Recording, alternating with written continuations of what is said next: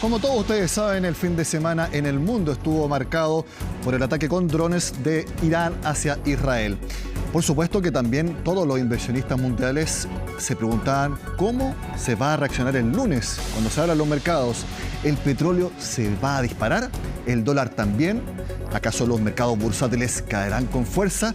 La verdad es que prácticamente nada de eso sucedió. De hecho, el petróleo cayó durante este lunes, el dólar se mantuvo bastante estable y los mercados, por ejemplo, en Europa cerraron mixtos y en Estados Unidos también estuvieron bastante normal durante gran parte del día y solamente hacia el final del lunes empezaron a caer con algo más de fuerza. Sin embargo, no hubo un escenario catastrófico como hubiera podido pensarse en otras ocasiones. Orlando Silva tiene el resumen.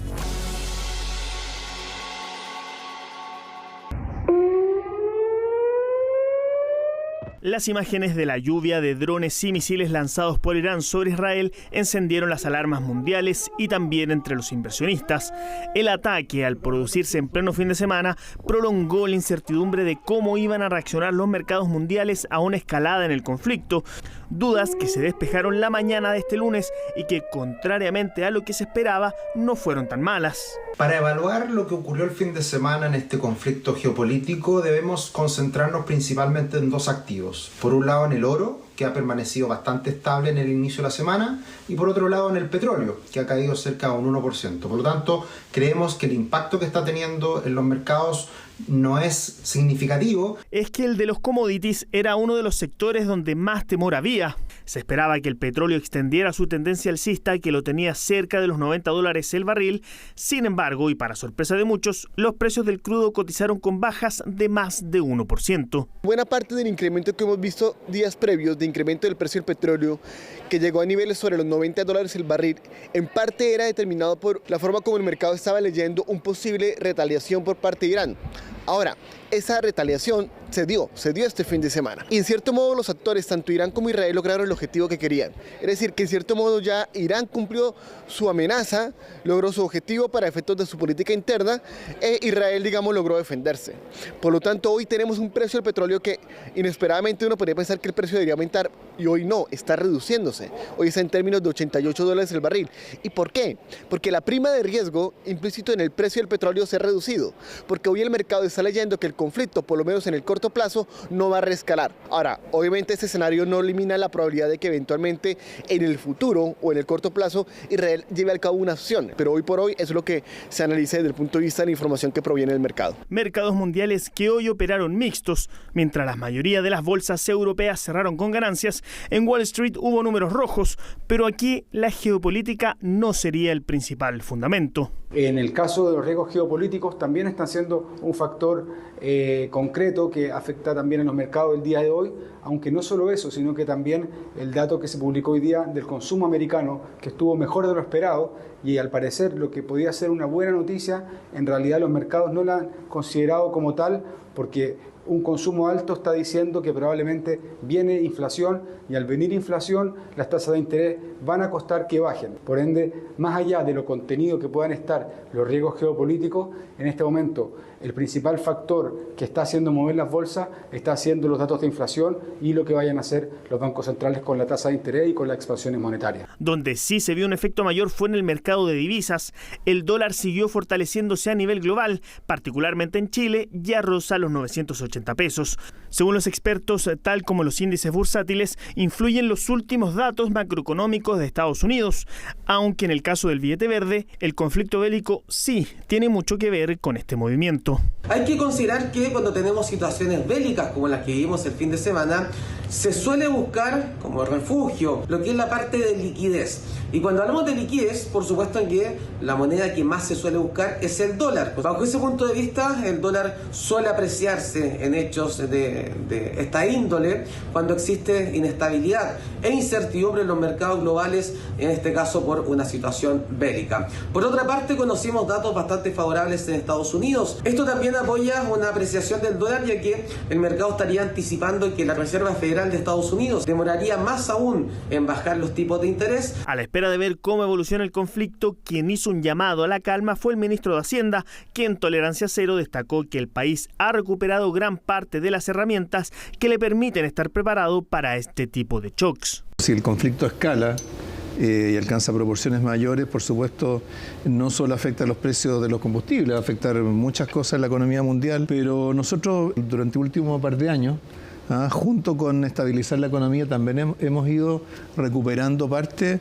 de las holguras que tradicionalmente nos ayudan a enfrentar estas crisis. Por ejemplo, ha aumentado la capitalización de la banca, hemos recuperado los fondos soberanos, se ha recuperado el mercado de capitales. Entonces, cuando uno tiene un mercado de capitales local que funciona bien, los efectos que puede tener la inestabilidad externa sobre el tipo de cambio no influye tanto sobre la economía. La mala noticia para los bolsillos es que a pesar de esta calma en los mercados, los actuales precios del petróleo y del dólar hacen prácticamente inevitable que sigamos viendo alzas cercanas a los 30 pesos en los combustibles cada 3 semanas durante los próximos meses.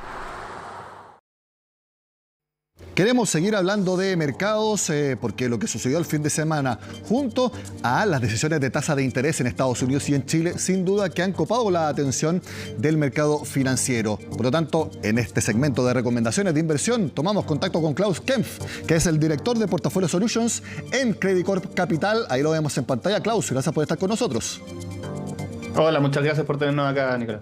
Klaus, ustedes recibieron con sorpresa también podríamos decir, calma con que los mercados abrieron este lunes luego de lo sucedido el fin de semana en Medio Oriente. La verdad, para nosotros también la primera impresión fue que el mercado tenía que corregir y efectivamente ahora en la tarde se ha estado dando esta corrección, Nicolás. O sea, durante la mañana el mercado lo recibió con bastante calma, pero se ha mezclado con algunos datos locales. La primera reacción que nosotros tuvimos el fin de semana conversando con el equipo fue que efectivamente podíamos tener una caída en el mercado que diera un sell-off generalizado en base a este potencial aumento en la guerra, pero después cuando empezamos a entender un poco mejor qué es lo que había pasado, nos dimos cuenta que si bien el ataque de Irán a Israel había sido todo lo triste que es, o sea, no quiero quitar eso, pero desde el punto de vista de escalada armamentista en la zona, estábamos viendo cómo Irán de alguna forma utilizó todos los pasos correctos para intentar decirle a Israel en base a lo que estaba haciendo que ellos no quieren seguir escalando. Entonces el mercado abre de alguna forma hoy día incorporando esa información en donde de alguna forma Irán no está buscando escalar esto, sino que disminuirlo. Y esta posible escalada era algo que ya estaba incorporado el viernes. O sea, uno ve el ataque de Irán a Israel el fin de semana, entonces uno dice, bueno, el mercado tiene que amanecer cayéndose, pero esto no es una novedad completamente para el mercado. El mercado ya estaba poniendo en precio, y de hecho el precio del petróleo había venido subiendo en las últimas 2 semanas, posibles escenarios para la contraofensiva de Irán después del ataque de Israel a la embajada de Irán, Klaus, ¿cierto? Lo más indicativo de esto es el precio del petróleo. En cualquier otro escenario, uno hubiera esperado incluso que hoy día el petróleo estuviera sobre los $100 el barril. Sin embargo, cayó tanto el WTI como el Brent.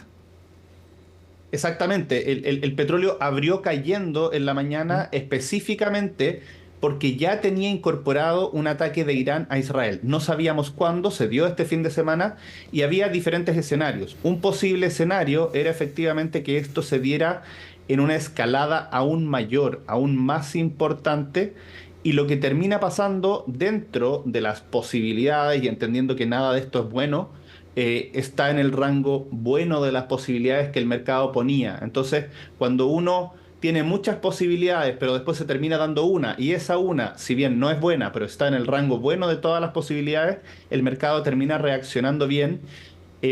Después, durante el día, salieron algunos otros datos de ventas minoristas en Estados Unidos, que sí es lo que ha estado afectando principalmente el mercado, diría yo, hoy día hacia adelante. Perfecto. Entonces, en base a lo que sucedió el fin de semana, y como estamos hablando de recomendaciones de inversión, ¿tú no le dirías a ningún cliente en particular que tome decisiones apresuradas? Que solamente por ese tema, la verdad es que no hubo mayor novedad, por lo tanto no hay ninguna corrección que hacer. Nosotros no estamos cambiando nuestro portafolio hoy día. Efectivamente, depende del nivel de riesgo que uno tenga y la diversificación que uno tenga. Nosotros siempre privilegiamos las inversiones de largo plazo por sobre las inversiones de corto plazo. Pero si hubiera que hacer algo, yo diría que una caída del precio de las acciones, como estamos viendo ahora, podría de alguna forma ser una oportunidad para invertir en acciones internacionales a precios más atractivos que los que habíamos tenido durante los últimos meses. Y al mismo tiempo, otra de las recomendaciones que estamos haciendo es de bonos corporativos latinoamericanos, porque estamos en un contexto en que las tasas ya han subido bastante, pero no esperamos que suban tanto como subieron el año pasado. El año pasado las tasas las tasas a 10 años en Estados Unidos terminaron en 3,8%. Esas mismas tasas en este momento están en 3,6%. Eso quiere decir que si yo compro un bono a 10 años hoy, obtengo un 0,8% de rentabilidad adicional todos los años a lo que tenía antes. Eso nos deja en un contexto para comprar renta fija bien interesante, y es ahí donde nosotros estamos privilegiando aumentar un poco posiciones en renta fija de más larga duración, aprovechando esta subida de tasas que nos deja con una tasa entre comillas asegurada más alta. ¿Puede seguir habiendo volatilidad? Sin duda va a seguir habiendo volatilidad, pero para inversionistas racionales y de largo plazo, nosotros estamos viendo que hoy día es un buen punto de entrada para la renta fija. Claro, el mensaje respecto hacia dónde enfocar en las posiciones en renta variable, en acciones y también en la renta fija. ¿Tú lo estás viendo como una apuesta equiparada, 50% renta variable y 50% renta fija? Efectivamente, cada portafolio tiene que balancearse de acuerdo al riesgo que cada uno pueda tomar. Efectivamente, alguien de 25 años versus alguien de 60 años tienen portafolios diferentes. Sí. Una persona que tiene un horizonte a 10, 20 años, nosotros le sugerimos tomar 60, 70% en acciones, porque creemos que esto va a permitir dos cosas. Una, capturar el crecimiento de esas compañías, pero al mismo tiempo, si uno piensa 10, 20 años plazo, las acciones también te protegen mejor a posibles shocks inflacionarios, como lo que hemos tenido en los últimos años. Ahí, Klaus, lo que tú dices es que replique el fondo A de las AFP, más o menos. El fondo A de la AFP efectivamente es un bastante buen vehículo de portafolio diversificado. Y para una persona que tenga un horizonte algo más de corto plazo, no estoy diciendo en 6 meses más, porque para eso mejor depósito a plazo si tiene que ocupar el dinero pronto. Pero estoy hablando de 2, 3 años, ahí sí sobreponderar mucho más la renta fija. Efectivamente, cuando hemos tenido tasas de depósito a plazo muy altos, entonces nos acostumbramos a que el depósito a plazo solucionaba todos los problemas de la renta fija. Independiente de cuál sea mi horizonte de inversión, tener depósito a plazo los últimos 2 años era una súper buena decisión porque estaban las tasas muy altas. Pero de aquí a los próximos 2 meses vamos a ver cómo las tasas de los bonos ya a 3, 4 años van a estar por sobre las tasas de los depósitos a plazo, cosa que no pasaba en los últimos 2 años. Entonces, nuestra sugerencia es ir reduciendo los depósitos a plazo y aumentando posiciones de bonos en UF, de bonos bancarios y corporativos a 3, 4, hasta 5, 6 años de duración. Nosotros creemos que es razonable. A mayor plazo, efectivamente, uno podría toparse con algunas dificultades en términos de la estabilidad financiera o del riesgo país que se podría complicar, pero bonos a 3, 4, 5 años no vemos que vayan a estar en ese rango de complicación y creemos sinceramente que vamos a tener, obviamente teniendo un horizonte de inversión de 6 meses o más, mejores rentabilidades en fondos o bonos directos de renta fija linkeados a la inflación o no linkeados a la inflación, ¿cierto? Ahí uno puede hacer una combinación. Hoy día el mercado en general tiene algo como 60, 70% en UF, eso es lo tradicional en la renta fija local, pero la invitación es a salir un poco del depósito a plazo, porque el depósito a plazo va a ir bajando y después, cuando el resto de las tasas bajen, yo ya no voy a tener dónde engancharme. Un poco para resumir el mensaje, Klaus, ir ganando en algo de riesgo. Si no está en depósito a plazo, irse a la renta fija, quizás fondos mutuos. Si no está en fondos mutuos de renta fija, quizás irse a algo más de renta variable. Si no está en fondos mutuos de renta variable, quizás apostar más a sectores con una posibilidad de ganancia aún mayor. Es decir, aumentar un poco más de riesgo independiente del piso o del escenario en que uno se encuentra. Como decía de alguna forma Warren Buffett, uno tiene que comprar cuando suenan los cañones y vender cuando suenan las fanfarrias, porque cuando todo está bien, bueno, bonito y barato no existe. O sea, yo puedo comprar cosas buenas y baratas, cuando las cosas tal vez no son tan seguras, pero si uno hace un buen análisis, de alguna forma puede decir, ok, este es un buen punto de entrada para agregar posiciones. Klaus Kempf, director de Portafolio Solutions en Credit Corp Capital. Muchas gracias por acompañarnos este lunes en Agenda Económica. Muchas gracias, Nicolás, que esté muy bien. Hacemos la pausa y ya volvemos con más Agenda Económica.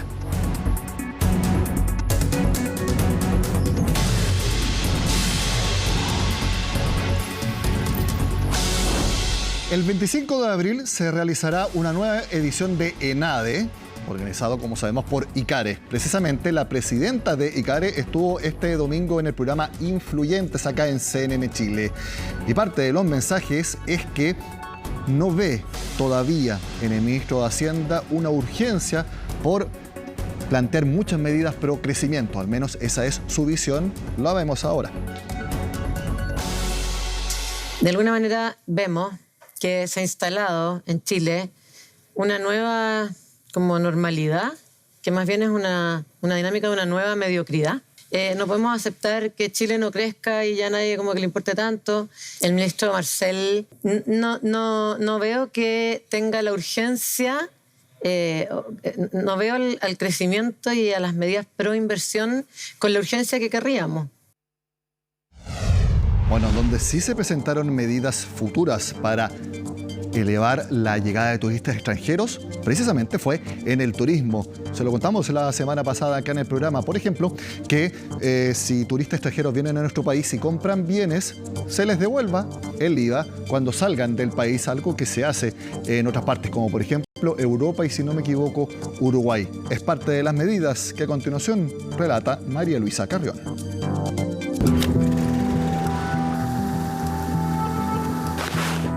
No es que pequemos de soberbios, pero nuestro país tiene muchas postales envidiadas por el mundo. Norte, centro, sur, hay para escoger, hay para todos los gustos. El problema es que post pandemia el sector turismo no ha logrado recuperarse del todo y es por eso que se pusieron 3 medidas sobre la mesa que buscan alivianar al gremio. Vamos una por una. La primera medida que se plantea es devolver el IVA a los turistas extranjeros por los bienes comprados en nuestro territorio. Hoy en día esto es algo que ya ocurre en muchos países, está dentro de la lógica del impuesto IVA cuando se exportan bienes desde Chile, se produce una devolución de IVA, pero cuando son bienes que se compran en territorio nacional por extranjeros, por turistas extranjeros, eso no ocurre. Hay muchos países que han implementado mecanismos de este tipo y eso forma parte de esta iniciativa también. Se está mirando, por ejemplo, a los modelos que existen en Uruguay y la Unión Europea. Actualmente cerca del 15% de los gastos que realizan los turistas corresponden a bienes muebles de uso o consumo personal. Así, de aprobarse esta medida, más del 60% en promedio de estos gastos estarían exentos de IVA. Se piensa en un monto mínimo de 3 UF a partir del cual se podría solicitar este beneficio y un máximo de peso de 23 kilos. Aunque esta propuesta es mirada con buenos ojos, los turoperadores plantean que sus servicios quedarían fuera. Nosotros esperamos que también se amplíen estas medidas en la turoperación. Los turoperadores que están trabajando para atraer turistas a Chile es un sector de exportación. Por lo tanto, esperamos que en la discusión parlamentaria podamos incluir a todo el sector exportador del sector turismo que de alguna manera reactiva las economías locales. Yo creo que es súper necesario poder tener una mirada país un poco mejorada. Yo creo que ahí en esa conversación debemos participar, ya, porque si bien la informalidad ataca por una parte, por otra parte también lo hacen cuando se genera una competencia desleal, claramente. La segunda propuesta es aumentar los recursos para la promoción turística de Chile en el mundo. Para esto se plantea incrementar la inversión unos $10 millones al año, llegando a los $20 millones.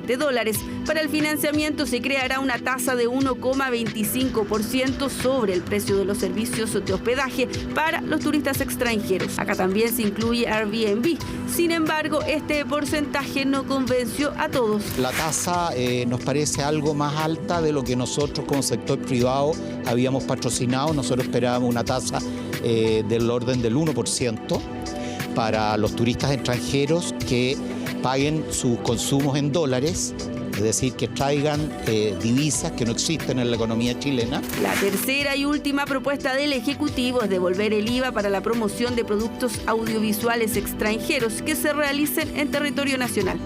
Con esto buscamos posicionar a Chile como un lugar atractivo para que se realicen estas producciones de pequeño, mediano o gran tamaño, tanto para el desarrollo de cortometrajes, de largometrajes, de documentales, de series, de películas. Y este es un beneficio para todos los chilenos y las chilenas a corto, mediano y también a largo plazo. Acá se busca crear incentivos, aseguran, como los ya implementados en países como Nueva Zelanda, y así atraer nuevas producciones audiovisuales. 3 medidas que ahora deberán ser debatidas en el Congreso porque el gobierno ingresará un proyecto de ley, todo con el fin de fomentar la llegada de extranjeros a estos lugares. 3,7 millones de turistas extranjeros vinieron a nuestro país a vacacionar en 2023, una cifra que aún está por debajo de 2019, un 17% menos, cuando lo hacían 4,5 millones de personas. Perú, Bolivia, Argentina, Brasil y Estados Unidos son los países que lideran este ranking. Con todo, a pesar de la disminución en las cifras, Hacienda informó que las divisas generadas en 2023 por el turismo superaron los 13.000 millones de dólares, lo que se espera ahora es dinamizar el sector, que también está sumamente conectado con el gremio gastronómico y el comercio. Este es un sector que emplea 650.000 personas. Creemos que si podemos aumentar la cantidad de turistas, por supuesto que se van a generar mucho empleo en regiones, que eso también es importante, muchos empleos formales. El turismo es una actividad que genera empleos formales, en lo que sí nosotros hemos dicho también que necesitamos que el sector turismo tenga un estatuto especial en términos de adaptabilidad laboral, porque somos un sector que trabajamos cuando el resto descansa. Las llegadas internacionales son las que aportan sin duda las divisas, la mayor parte de las divisas extranjeras, y este paquete de posibilidades, llegando con 1 millón más de turistas, nos va a permitir, primero, por un lado, llegar a el doble de la promoción internacional, más de lo que tiene Argentina, por ejemplo, en tema de promoción internacional. Nosotros con ello hacemos oferta bastante conjunta en términos de los distintos parajes, y por eso es tan relevante esa mirada que nos permite llegar también a cifras superiores a lo que traíamos antes de pandemia, que es la demanda de los gremios en general. Porque este millón más de turistas extranjeros que se espera llegue solo por el aumento de recursos en la promoción de Chile en el exterior haría superar la cifra de visitantes pre-pandemia. Medidas que ya están sobre la mesa, que deben pasar ahora por el Congreso, a las que los gremios involucrados les gustaría hacer algunos ajustes, pero que buscan fomentar las visitas a estos hermosos paisajes que ofrece nuestro país. De esta manera termina la primera agenda económica de esta semana. Sigan con nosotros acá en CNN Chile.